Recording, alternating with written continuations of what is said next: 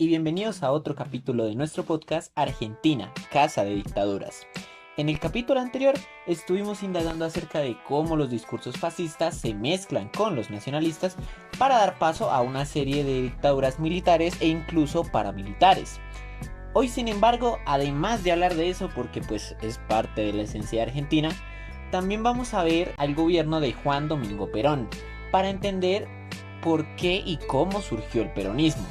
Les recuerdo que es mejor que vayan a oír nuestro anterior podcast para entender un poco mejor esta parte. Sin más que decir, pues podemos comenzar.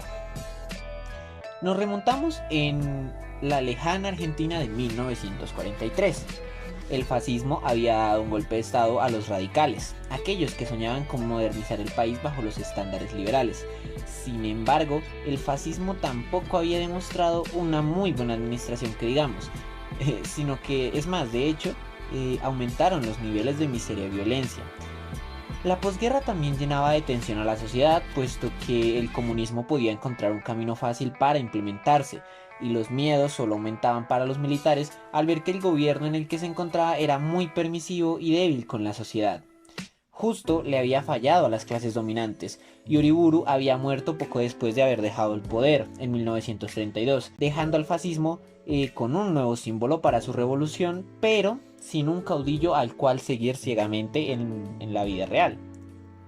Debido a eso, es que se puede explicar la enorme y fugaz inestabilidad política que dejó el golpe, pues no hubo solo varios presidentes, sino que incluso también vicepresidentes antes de las elecciones de 1946. De entre los últimos se destacaba una figura curiosa llamada Juan Domingo Perón, un ferviente nacionalista que ya en el pasado había exaltado la toma del ejército fascista del poder en 1930. Y resulta sumamente curioso que a la par que la dictadura retomaba la caza de brujas que se dio en el mandato de Uriburu y durante buena parte de la década de los 20, Perón optara más bien por hacerse cargo no solo de la vicepresidencia, sino que también fue secretario del Trabajo, es decir, encargado de dirigir las políticas laborales y económicas, así como el encargado de negociar y escuchar a los sectores obreros. ¿Significa esto que al ser un nacionalista ferviente odiador del marxismo y la democracia liberal, Perón se negó a negociar o que implementó políticas poco favorables para los trabajadores? La verdad fue todo lo contrario. Perón desde su posición optó por construir un estado keynesiano de bienestar.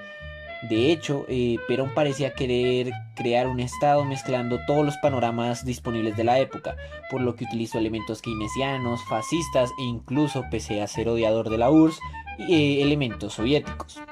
De esta manera, su principal misión fue escuchar y cumplir las exigencias proletarias a través de los pocos mecanismos que ya había implementado Irigoyen, con la pequeña trampa de no escuchar a los sindicatos como un todo, sino más bien mediante pequeñas corporaciones al más puro estilo fascista, lo que permitía que el movimiento estuviera activo y satisfecho, es verdad, pero no unido ni articulado como para suponer una amenaza para el gobierno.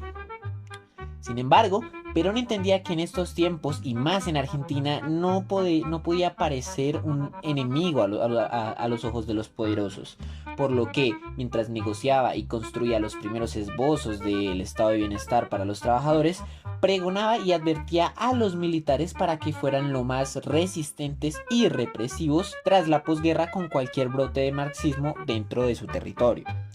Entonces, nos encontramos con una dualidad, incluso puede que casi triple si tenemos en cuenta la iglesia, dentro de Perón, que se reflejaba en su concepción de cómo administrar el Estado. Y es que Perón sería el candidato presidencial ideal del Partido Verde aquí en Colombia, si lo quisiéramos tomar en tiempos modernos, puesto que Perón resulta ser un perfecto camaleón, un pegoste de discursos del cual prefiere ignorar todas las contradicciones que resulta el superponer los unos con los otros y que se limita más bien a sacar el mayor provecho posible que le ofrezca cada sector. Más que la variedad política de Perón, a los militares y a las clases altas les preocupaba era que éste optara más por los discursos de equidad social y de justicia que por la represión y el orden. Tanto militares como Perón se daban cuenta de la enorme acogida que su figura estaba ganando en los sectores populares, que se traducía en una enorme capacidad de mover a las masas y por ende una enorme capacidad de poder. El mundo siguió girando, obviamente, y el fascismo fue derrotado por la unión entre capitalismo y socialismo. El eje finalmente se disuelve, y con ella la máxima fuente de seguridad ontológica y estabilidad que tenían los discursos fascistas. Además de eso, Estados Unidos como la Unión Soviética terminaron siendo las dos potencias más grandes del mundo, los dos obstáculos y los dos temores más grandes de los nacionalistas argentinos. Esto ocasiona que, como medida de seguridad, obliguen a Perón a dar su renuncia antes de que fuera tarde, pero lamentablemente ya lo era. Y la renuncia solo encendería el fuego del peronismo que buscaban apagar, pues la Plaza de Mayo se llena de gente que exige la restitución de Perón y su liberación. Ante tal amenaza, el gobierno no puede sino aceptar, y aprovechando la coyuntura, Perón le espeta a su nuevo pueblo que se lanzará para presidente. Desde ese momento, el ganador ya estaba más que decidido. Un nuevo partido, creado principalmente por sindicalistas de toda índole, el Laborista, acoge a Perón y lo presenta como su nuevo candidato. Y esto resulta sumamente irónico, porque si bien esto se muestra como un gesto de ayuda, puesto que fue Perón quien negoció con ellos, y quien trató de cumplir sus exigencias y tratar de reactivar el sindicalismo que la dictadura pasada había intentado aplacar, parte de los laboristas también tenía una fuerte ideología marxista, y estos pues mostraban su claro apoyo al candidato. Y esto era como si de la noche a la mañana todos olvidaran que Perón pues era un nacionalista más al fin y al cabo, que odiaba y repudiaba tanto al comunismo como al socialismo. Es más, de hecho solamente los gringos eran los únicos que lograban percibir a Perón como un nazi más.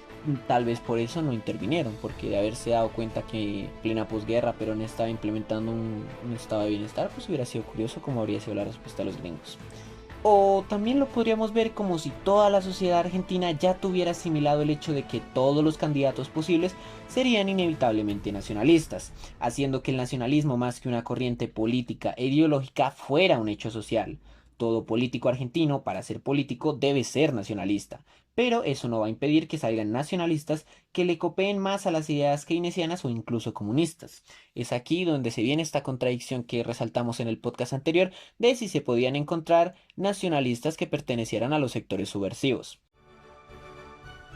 Otro gran movimiento de Perón fue saber utilizar el discurso populista para poder expresar la lucha de las clases que se libraba en Argentina desde hace un tiempo. Perón expresa que la sociedad está dividida en dos, el pueblo argentino y la oligarquía, y quien se opusiera a esta división o a la realización de un estado de bienestar era parte de una minoría egoísta llena de poder y privilegios que no quiere renunciar a esto. Pareciera como si este caudillo compartiera mucho con Gaitán, ¿no? Solo que uno de ellos sí llegó al poder y a uno de ellos no lo mataron, para que vean el contraste de la historia colombiana.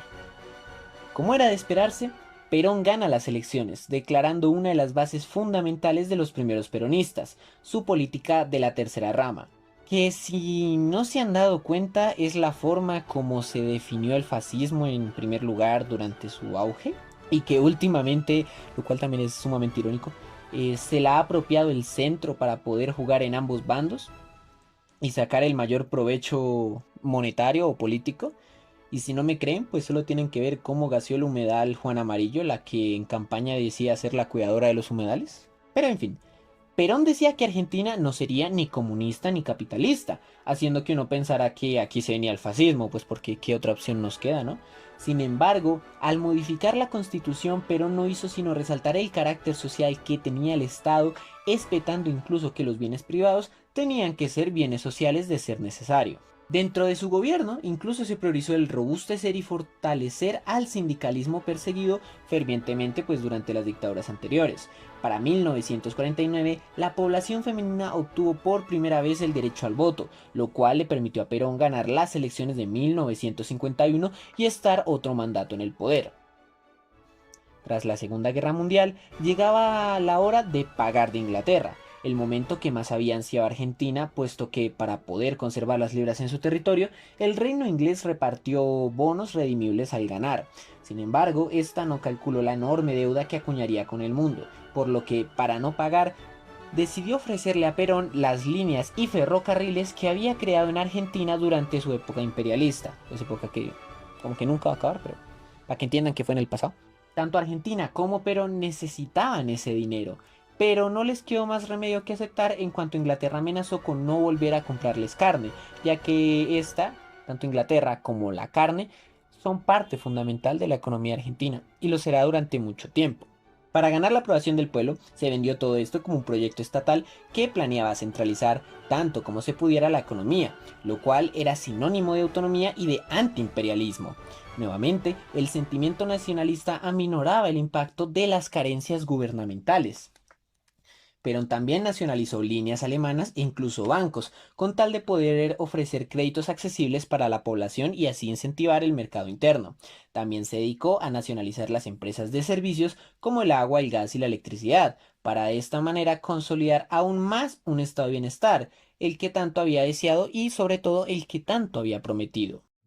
Este nuevo énfasis intervencionista nacionalista favorecía a las dos clases sociales, ya que por un lado los obreros tenían un mínimo de bienestar, así como la garantía de ser escuchados por el Estado, es decir, la sensación de tener participación política directa, y la libertad de protestar según lo vieran necesarios, aunque cabe decir obviamente que durante este periodo también llegó a haber una fuerte represión y censura por parte del gobierno. No hay que idealizar a la figura de Perón como los argentinos idealizaron a la figura de Perón. A su vez, las clases propietarias concebían esto como factible, en el sentido de que el Estado les permitía florecer e industrializarse, pues, casi de manera paternalista, el Estado cumplía ese rol protector que, de ser necesario, podía llegar a dar golpes a las multinacionales que evitaban el avance de la poderosa Argentina.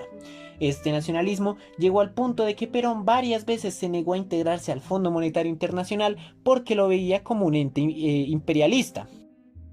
De igual manera, el bienestar no solo se definía en economía y mercado laboral, sino que este gobierno también invirtió mucho en cultura, el deporte y ocio.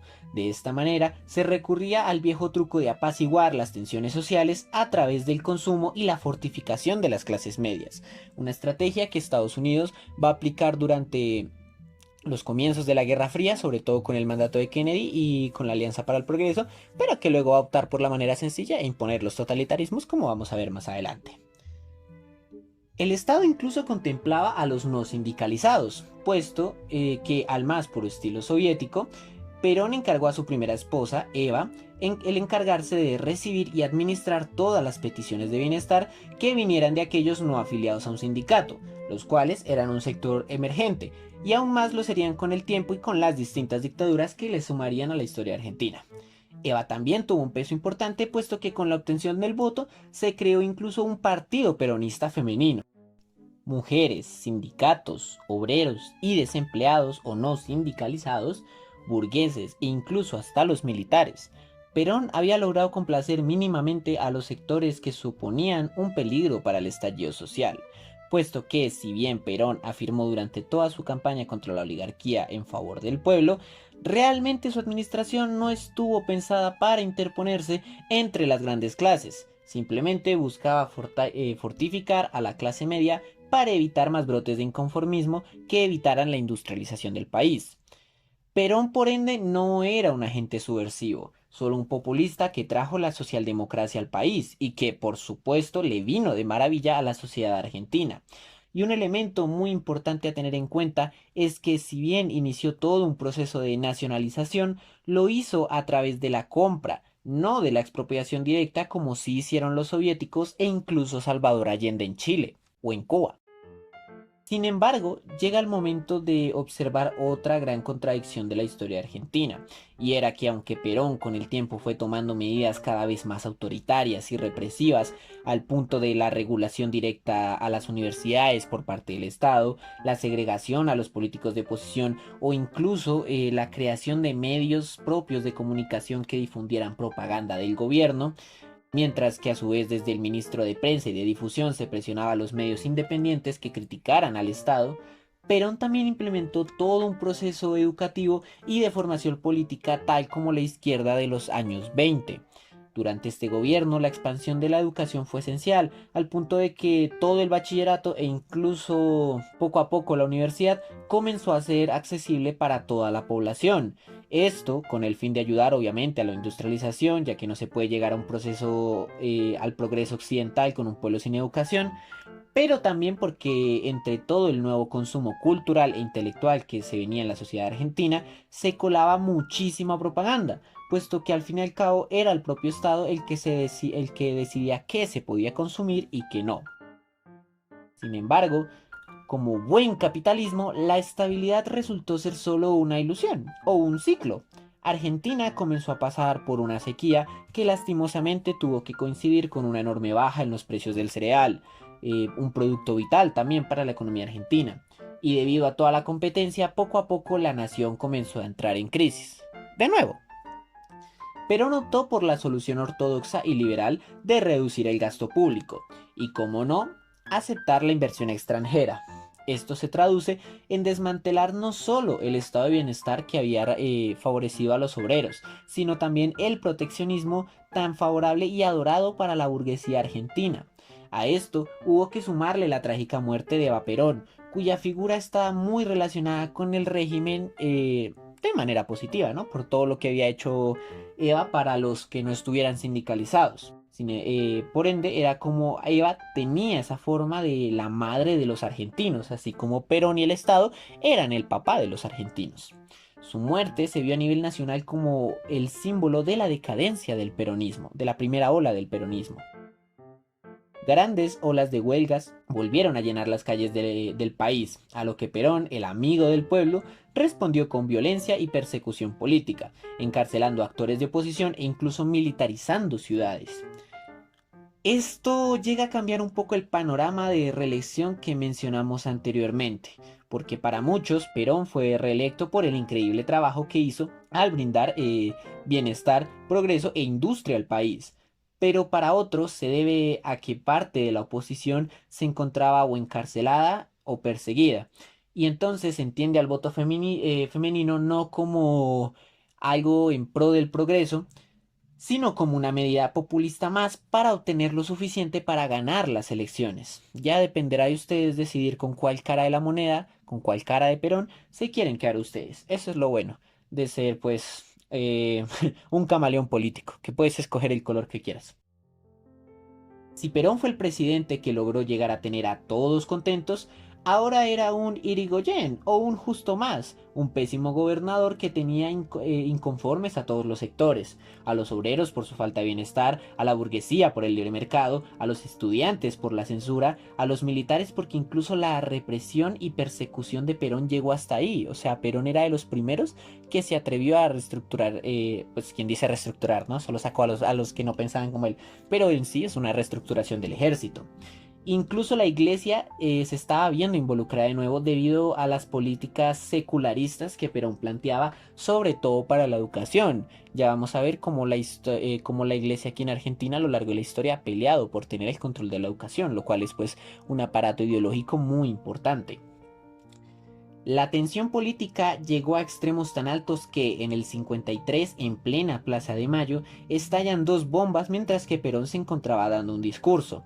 Este acto, entre comillas, terrorista, desembocó en que grupos extremistas peronistas desataran toda una ola de violencia. Adivinen sobre qué sector. Sobre los socialistas. De aquí se rescatan dos cosas. Una, que el peronismo desde sus raíces, incluso pues su propia figura, es una figura antisocialista, por ende su movimiento también lo será. Y dos, que el peronismo también contaba con movimientos cívicos que castigaban y violentaban a los sectores subversivos o de oposición. No tenemos claro, debido a que las fuentes no lo expresan, si estos grupos fueron espontáneos o si por el contrario estaban articulados, por lo que no podemos afirmar que se trate de otra modalidad paramilitar más de una dictadura en Argentina. Sin embargo, sí podemos dar cuenta que se trata de volver a usar la violencia civil como forma de autocontrol de la sociedad argentina, y que esta violencia resulta actuar en la clandestinidad para evitar involucrar a la institución o al régimen, siendo por ende Por ende, un movimiento muy similar a lo acontecido con las pandillas y los paramilitares en el régimen de Uriburu. Debería sorprendernos, pero pues es que esto es algo tan propio de los nacionalistas que solo nos hace recordar que Perón era un nacionalista desde el principio, cosa que la historia parece ir olvidando cada vez más. Nuevamente, las clases militares se abanderarían los intereses de la nación y fabricarían un enemigo en común que uniría tanto a la derecha como a la izquierda para retomar el poder perdido mediante, adivinen, otro golpe de estado. En 1955 la Marina Argentina decide bombardear la Plaza de Mayo. O sea, podríamos decir que Pinochet se copió de esto. Justamente cuando se encontraba en una manifestación apoyando a Perón. Más de 300 personas pierden la vida, siendo ya este al menos el segundo o el tercer genocidio que mencionamos a lo largo de estos podcasts hecho por parte del ejército. Se parece mucho al colombiano, ¿no creen? Como última medida, Perón decide iniciar un levantamiento en armas, aunque eso significa iniciar una guerra civil. No obstante, su levantamiento no atrae a mucha gente, debido a que buena parte de la población está del lado de los golpistas y pues que nadie quiere enfrentar a un ejército que no duda en matar a 300 personas de golpe solo por su opinión política. Sin más alternativa, Perón huye y se refugia en la embajada de Paraguay, declarando como exitoso el golpe militar.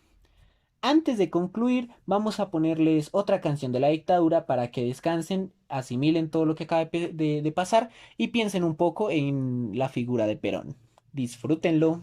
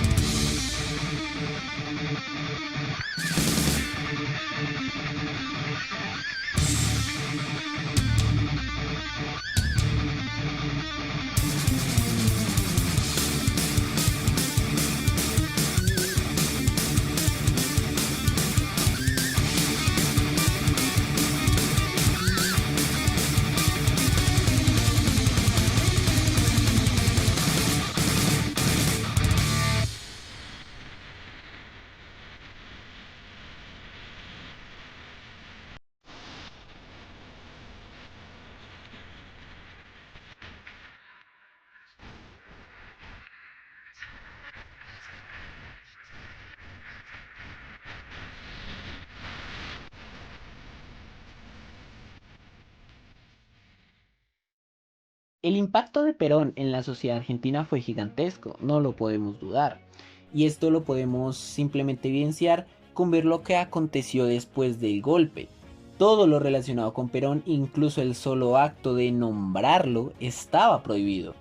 Perón, si bien para mediados de los años 50 significó uno de los traumas más grandes para el pueblo argentino, durante más de una década y en el futuro, como vamos a ver más adelante, significaría el mayor símbolo de esperanza y de cohesión social que tendría esta sociedad. Perón significó, aunque fuera levemente, un descanso de toda la violencia que había azotado a la Argentina por más de 2 décadas. También trajo consigo todo un viento de progreso y modernización que le sentaron bien a la sociedad argentina. Perón y sus políticas desembocaron no solo en una mayor ilusión de movilidad social, sino que permitió insertar a la clase trabajadora a las dinámicas de consumo y de participación social. Su gobierno también significó un segundo aire para la praxis social, puesto que se veló por formar a ciudadanos conscientes de sus derechos y de su valor. Perón había logrado hacer lo que Irigoyen no, materializar esta modernización del Estado y la economía, pero más importante aún, implantar en la sociedad civil un apego por esta forma de gobierno para asegurar que, de verse en peligro, sería el mismo pueblo el que saldría en su defensa a favor de su conservación. Aquí podrían decir que nos equivocamos, puesto que al final la sociedad volvió a elegir el camino antidemocrático, golpista y dictatorial dirigido por los militares.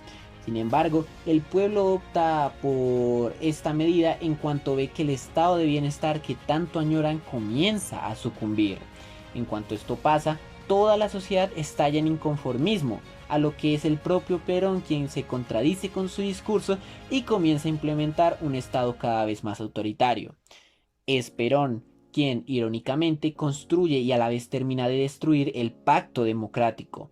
Él termina siendo tanto el inicio como el final, el todo y la nada, el cambio radical y el más de lo mismo.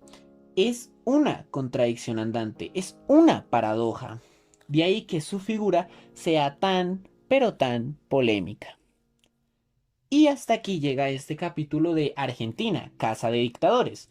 Y con esto solo nos faltaría observar qué implicaciones tuvo el peronismo para la cultura, la política y la economía argentina de aquí en adelante. Si el primer podcast nos sirve para entender de dónde surgen los discursos y prácticas sumamente fascistas del ejército y la derecha, esperamos que este haya servido para entender de dónde surgen las bases caudillistas del populismo argentino. Sin embargo, es algo que se entenderá aún mejor cuando veamos cómo es el legado del peronismo y cómo transformó a la sociedad. Esperamos que les haya gustado y esperamos haberlos informado. Hasta luego.